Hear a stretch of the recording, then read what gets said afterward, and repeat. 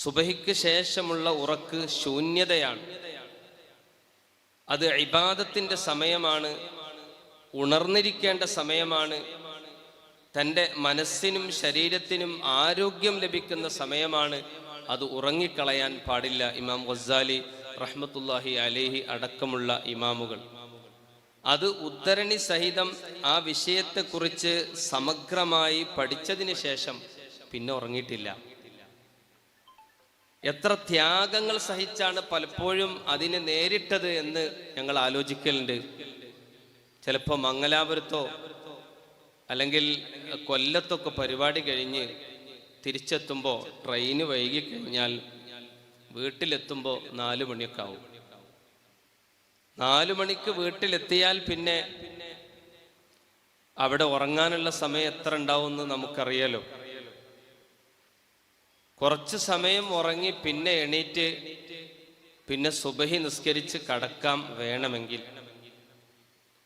പക്ഷേ സുബഹി നിസ്കാരത്തിന് ശേഷം ഉറങ്ങുന്നത് ശരിയല്ല എന്ന് മനസ്സിലാക്കിയതിന് ശേഷം ഉറങ്ങാറില്ല. പിന്നെ എന്ത് ചെയ്യും? ഖുർആൻ എടുക്കും. സുബഹി നിസ്കാരത്തിന് ശേഷം ഖുർആൻ എടുക്കും, ഖുർആൻ ഓതും. ഖുർആൻ ഓതുക എന്നത് അവിടുത്തെ ഒരു പ്രത്യേക രസാണ്, ഒരു അനുഭൂതിയാണ്. അത് മടുക്കലില്ല. ഒരു ദിവസം എത്രയോ ജുസുകൾ പല സമയത്ത് ഓതി തീർക്കാറുണ്ട്. വാഹനത്തിൽ സഞ്ചരിച്ചാൽ പലപ്പോഴും ഞങ്ങളൊക്കെ ഉണ്ടാവും. വണ്ടിയിൽ കയറിയാൽ എന്തെങ്കിലുമൊക്കെ കാര്യങ്ങളൊക്കെ സംസാരിക്കാം, കുടുംബപരമായ കാര്യങ്ങളൊക്കെ സംസാരിക്കാം എന്ന നിലക്കായിരിക്കും ഞങ്ങൾ കയറുക. അത് കണ്ട മാത്രയിൽ കുറച്ചൊക്കെ സംസാരിച്ച് പിന്നെ ഖുർആൻ ഓത്തിലേക്ക് കടക്കും.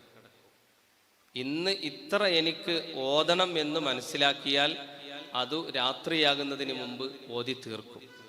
അങ്ങനെ ഇരുന്നിങ്ങനെ ഞങ്ങൾ നേരിട്ട് കണ്ടതാ. ഈ ഖുർആൻ ഇങ്ങനെ ഓതുന്ന സമയത്ത് ഉറക്ക് വരും. അങ്ങനെയാണല്ലോ, ഉറക്ക് വരും. ഇരുന്ന് ഉറക്ക് വരുന്ന സമയത്ത് പിന്നെ എണീറ്റ് നടക്കലുടങ്ങും.